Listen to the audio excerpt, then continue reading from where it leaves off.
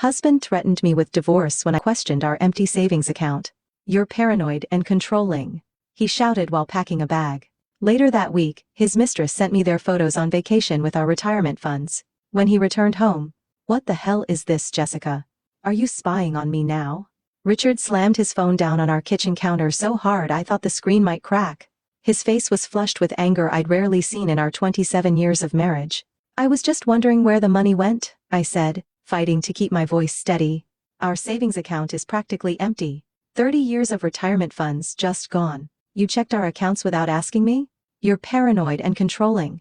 He ran his hands through his salt and pepper hair in exasperation. "This is exactly the problem with our marriage. You don't trust me to handle anything." "Richard, $487,000 doesn't just disappear. I have a right to know." "A right?" He laughed harshly. "You haven't worked in 20 years. That money is from my career, my sacrifices." The words stung like a physical slap. I had given up my career as a paralegal to raise our 3 children while he climbed the corporate ladder at Midwest Financial. We had agreed together that one of us would be home for the kids. It had been our decision, our shared sacrifice for our family. "If you can't trust me, maybe we shouldn't be married anymore," he continued, his voice suddenly cold and deliberate. "Maybe a divorce is what we need." I felt the blood drain from my face. "Are you serious? After 27 years, you'd throw everything away rather than just tell me where our retirement savings went?" Instead of answering, Richard stormed upstairs. I heard drawers opening and closing, closet doors slamming. When he returned, he had a suitcase in hand. "I need some time away from your accusations. I'll be back when you've calmed down and are ready to apologize." Apologize? For asking about our financial future? He was already heading for the door. "I'll call you when I'm ready to talk. Don't try to contact me. I need space." The door slammed behind him, leaving me standing in our suddenly too quiet house in suburban Chicago. My hands were shaking as I sank into a kitchen chair. My name is Jessica Weber, 52 years old, and the life I thought I had, stable, secure, predictable, had just imploded in the span of 20 minutes. 3 kids, all now in college or beyond. Olivia in medical school, Thomas finishing his master's degree, and Zoe in her 2nd year of undergraduate studies. A husband of nearly 3 decades who had just threatened divorce rather than explain a vanished bank account. With trembling fingers I unlocked my laptop and logged into our online banking hoping I'd somehow misread the numbers.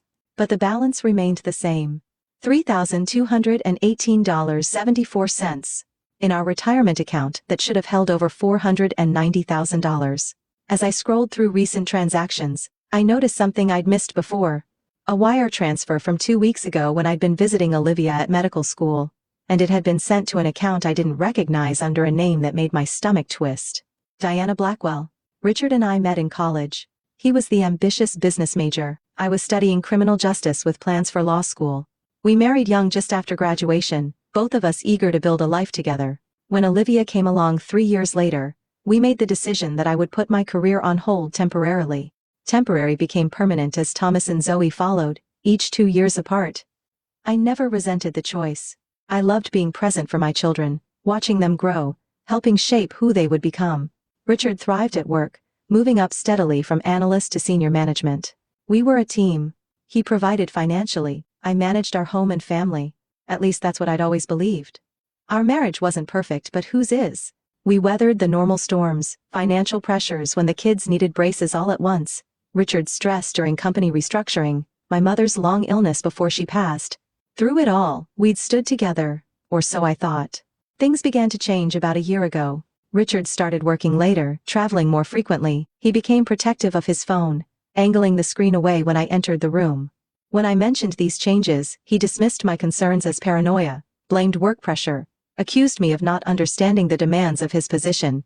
I wanted to believe him. After all, what did I know about corporate finance? My world had been schedules and homework, doctor appointments, and grocery shopping. So I pushed my doubts aside, telling myself that marriage required trust. Still, small inconsistencies accumulated. Dinner reservations appeared on our credit card statement on nights he claimed to be working late.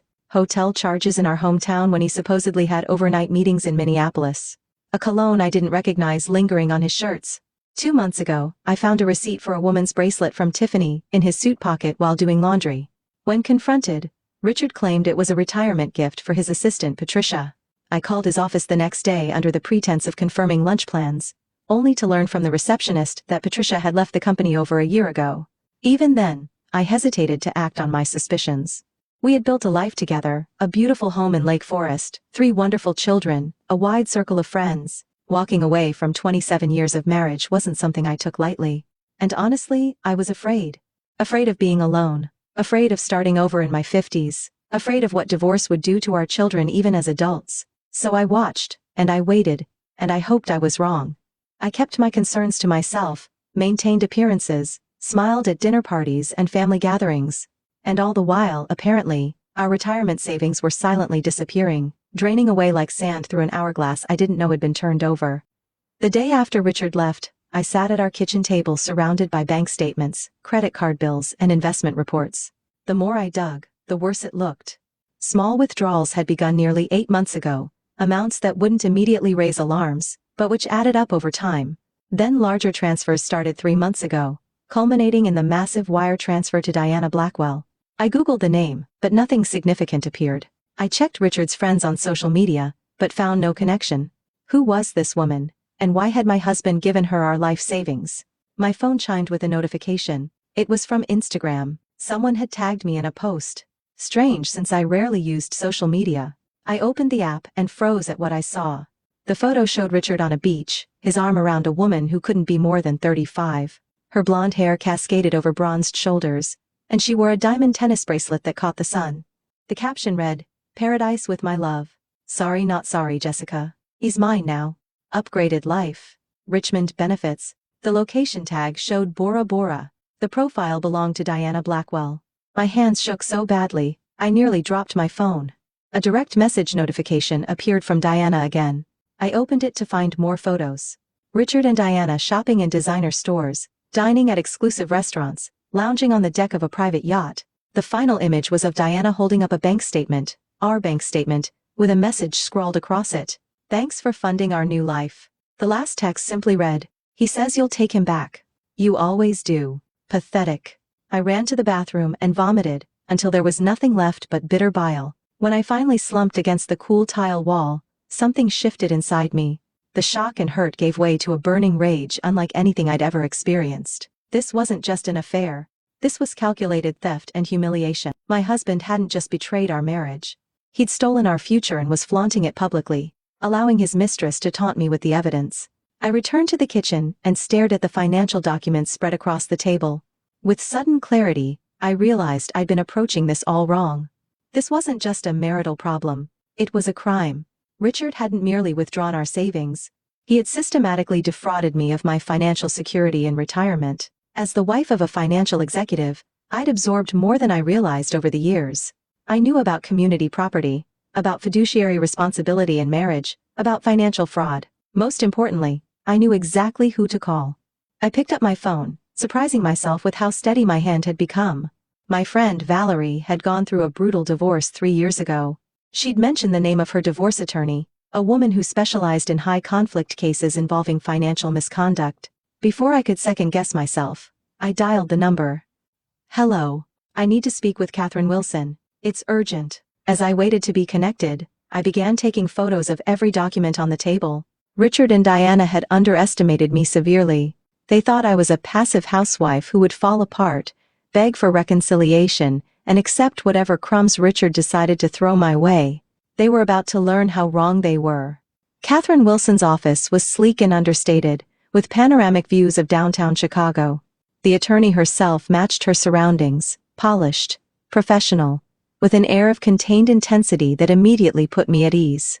This was a woman who knew how to fight. "Financial infidelity combined with actual infidelity," she said after reviewing my documents and the social media evidence. "Unfortunately, I see this more often than you might think. Spouses, usually husbands, who decide to start a new life but want to fund it with marital assets. Can we get the money back?" I asked. The question that had been haunting me since discovering Diana's taunting messages. Some of it potentially. The social media posts actually help us. They're evidence that he's misappropriating marital funds. The court doesn't look kindly on this kind of behavior. Catherine tapped her pen against her legal pad. "But we need to act quickly before more assets disappear. I recommend we file for divorce immediately, and include an emergency motion to freeze all financial accounts. The word divorce still made my stomach clench, but I nodded.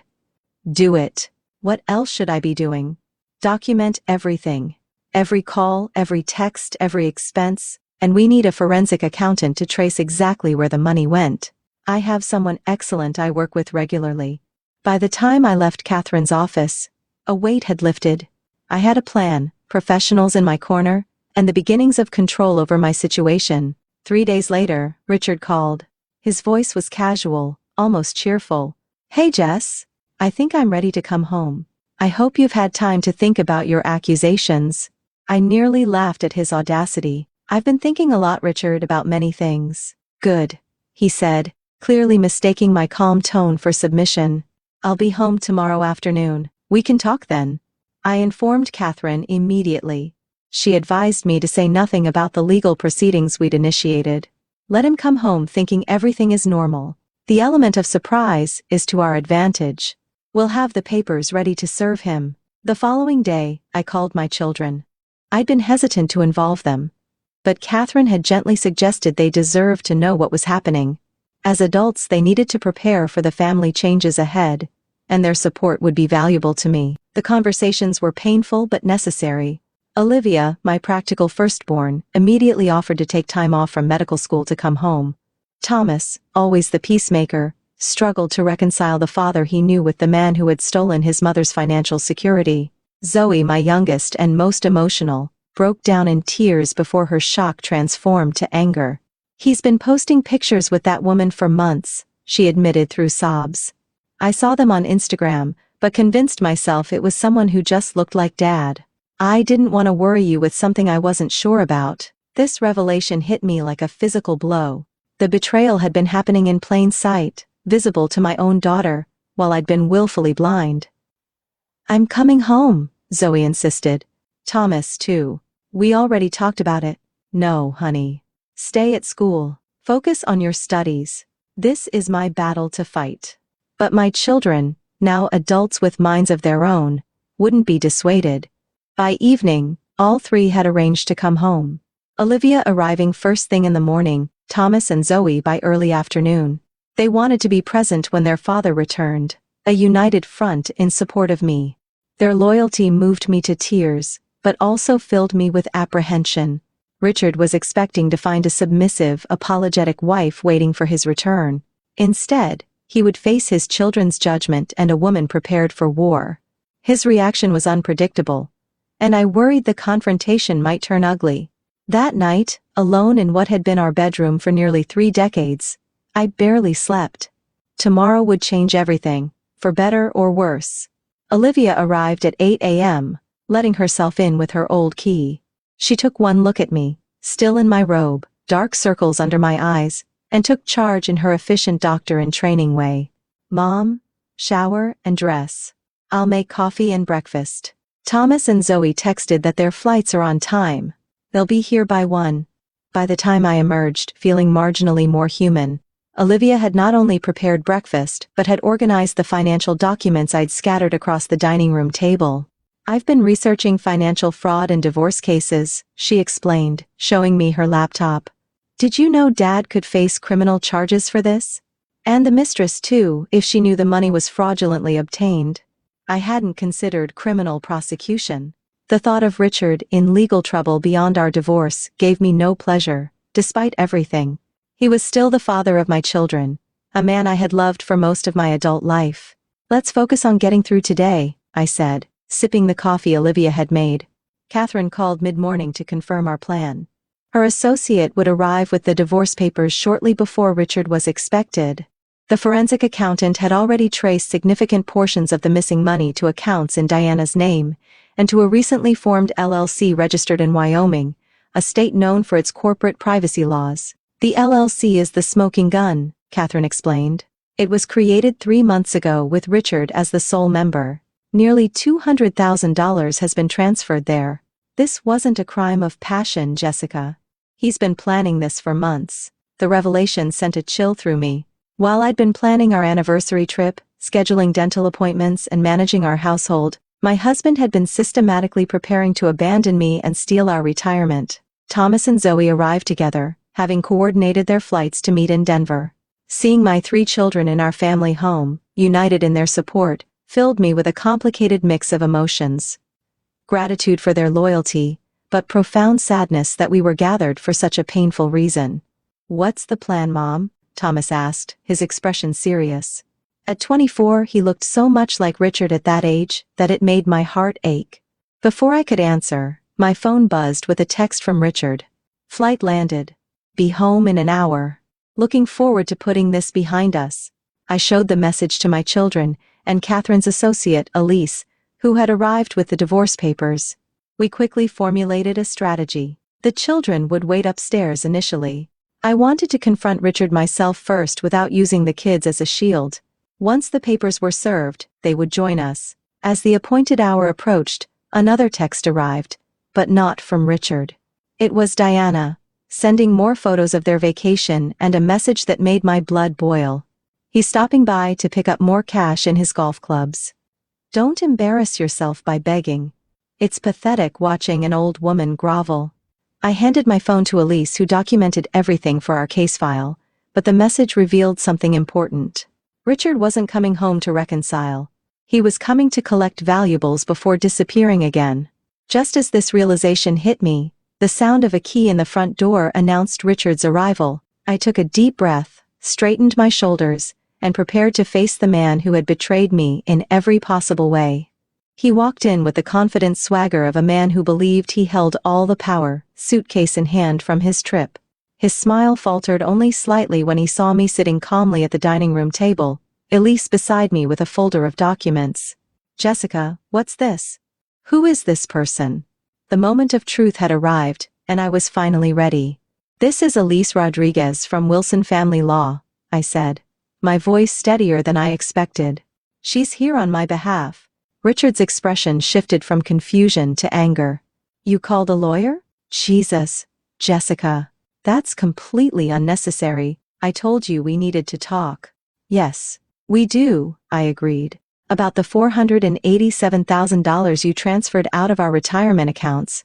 About the LLC you created in Wyoming. About your girlfriend Diana, who's been kind enough to document your spending habits on social media." The color drained from Richard's face. "You've been spying on me? Going through my private financial matters?" "They're not your private financial matters, Richard. They're our marital assets. Assets you've been systematically stealing for the past 8 months. Elise slid the divorce petition across the table. "Mr. Weber, consider yourself served. These documents include an emergency motion to freeze all remaining marital assets, which has already been granted by the court." Richard's composure cracked. "You can't do this. You have no right." "She has every right," came Olivia's voice as my 3 children descended the stairs. The court seemed particularly interested in Diana Blackwell's social media posts. "Dad? The ones showing you spending Mom's retirement money." Richard's eyes darted between the 4 of us. A cornered animal calculating escape routes. "This is ridiculous. A misunderstanding. The money is for investment opportunities, completely legitimate." I was going to surprise Jessica with "Please don't lie to us anymore," Thomas interrupted, his voice thick with emotion. "We've seen the photos, the messages. We know what you've been doing, and who you've been doing it with," Zoe added bitterly. Richard's shock at seeing his children quickly morphed to fury. He turned on me, jabbing a finger in my direction. "You turned my own kids against me? This is low, Jessica. Even for you. Did you tell them how controlling you've been? How you've suffocated me for years?" "We can see who you really are now, Dad," Olivia said quietly. Mom didn't have to say anything. Richard's phone buzzed. He glanced at it, and I knew instinctively it was Diana. Probably wondering why he hadn't yet returned with whatever valuables they'd planned to take. "I understand everything now," I said, rising from my chair. "You're not here to reconcile. You're here to gather more assets before disappearing with Diana. Your text said you were looking forward to putting this behind us, but you meant escaping consequences, not repairing our marriage." For a moment, Richard looked genuinely confused. "My text? I didn't." He stopped abruptly, something clicking into place. "Diana sent that from my phone." This minor admission, the first honest thing he'd said since arriving, hung in the air between us. You need to leave, I said, keeping my voice level. Your credit cards have been frozen. The court has ordered that you not remove any personal items of significant value from the house. You can take clothing and toiletries. Everything else stays until we have a full accounting. This is my house too. You can't just actually, she can, Elise interjected. The emergency order grants Mrs. Weber exclusive use of the marital residence pending further court proceedings. Richard looked from face to face, searching for an ally, and finding none. His shoulders slumped momentarily before he straightened, his expression hardening. Fine. You want a fight? You'll get one. I have access to the best attorneys in Chicago. When this is over, you'll be lucky if I leave you the furniture. As he stormed upstairs to collect his belongings, Zoe began to cry softly. Thomas put his arm around her shoulders, and Olivia moved to my side, gripping my hand. He's bluffing, Elise whispered. His assets are frozen. He can't afford the best attorneys in Chicago right now. I nodded, but Richard's threat had struck a nerve. He was desperate and angry, a dangerous combination. In my years as a paralegal and through friends' divorce experiences, I'd seen how ugly these situations could become. Richard had already shown he was willing to steal from me. What else might he do to avoid consequences? This was only the beginning of the battle, and I needed to prepare for whatever came next. 3 weeks later, I sat in Catherine Wilson's conference room, surrounded by a team she had assembled. John Patterson, the forensic accountant who had traced Richard's financial maneuvers, Elise Rodriguez, who had become my day-to-day contact at the firm, and Michael Grayson, a specialist in recovering hidden assets. We've located approximately $320,000 of the missing funds, John explained, pointing to his detailed financial report. The Wyoming LLC was the key. Most of the money flowed through there to accounts in Diana Blackwell's name. The good news is that these transfers create a clear paper trail of financial misconduct. Catherine nodded.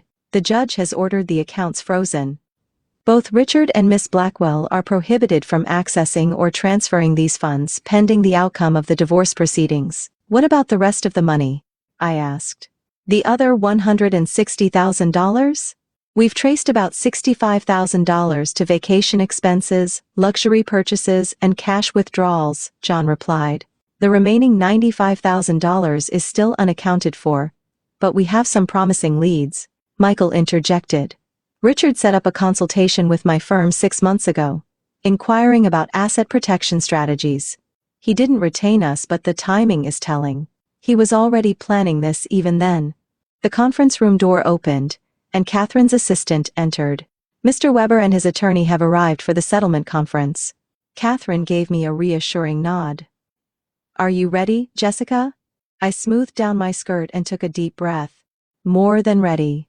We moved to the larger conference room, where Richard sat with his lawyer, not the high-powered attorney he had threatened, but a mid-level associate from a decent firm. Richard looked haggard, the confident facade crumbling after weeks of legal and financial pressure. The settlement terms we presented were non-negotiable. Full financial transparency, return of all misappropriated funds, and a divorce agreement that acknowledged his misconduct. Richard's attorney began to object, but Catherine calmly slid a folder across the table. Before you respond, you should review these documents. They were delivered to our office this morning. Inside the folder were bank statements, credit card receipts, and hotel reservations, a comprehensive record of Richard's affair and financial misconduct dating back over a year. Most devastating were printed copies of text messages between Richard and Diana, explicitly discussing their plan to drain the retirement accounts and disappear.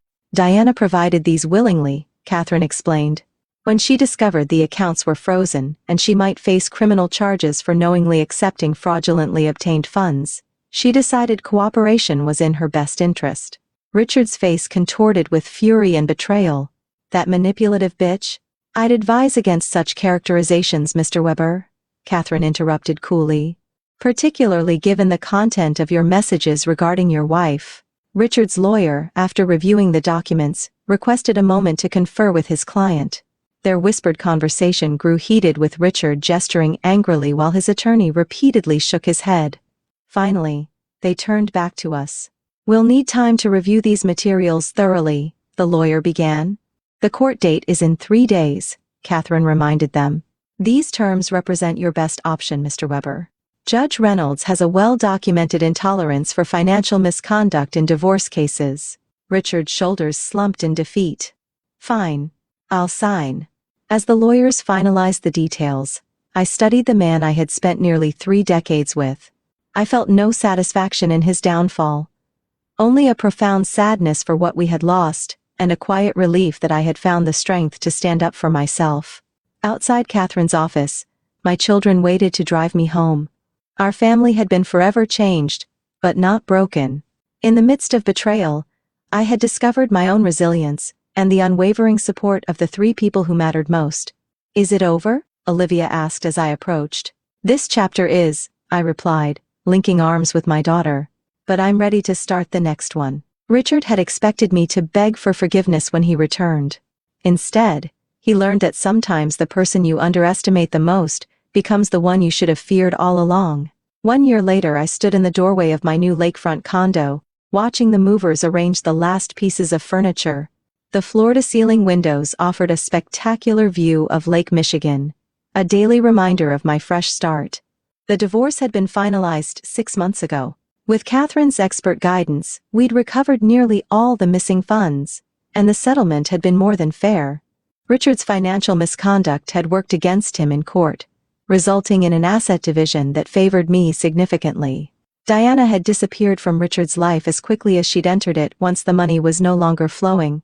Last I heard, Richard had taken a position with a smaller firm in Seattle, starting over at 54 with a significantly reduced lifestyle and shattered reputation. My phone chimed with a notification. It was a group text from my children with a countdown. T-3 days until Mom's graduation. After decades away from the workforce, I had returned to school to finish my law degree. Catherine had offered me a position at her firm as a paralegal while I studied, mentoring me through the process. In 3 days at age 53, I would finally walk across the stage and complete the journey I had started in my 20s. Olivia was flying in from her medical residency in Oregon. Thomas had taken time off from his engineering job in Colorado. Zoe, now in graduate school in Michigan, had been driving in weekly to help me study for the bar exam. I ran my hand along the smooth marble countertop of my kitchen island. My kitchen in my home, purchased with my settlement, and the signing bonus from the law firm that had already offered me a position in their family practice division. The betrayal that had nearly destroyed me had instead become the catalyst for rebuilding a life that was authentically mine. I had lost a husband but reclaimed myself, my dreams, my financial security, my future. And that, I realized as I gazed out at the endless blue horizon of the lake, was the most valuable asset of all.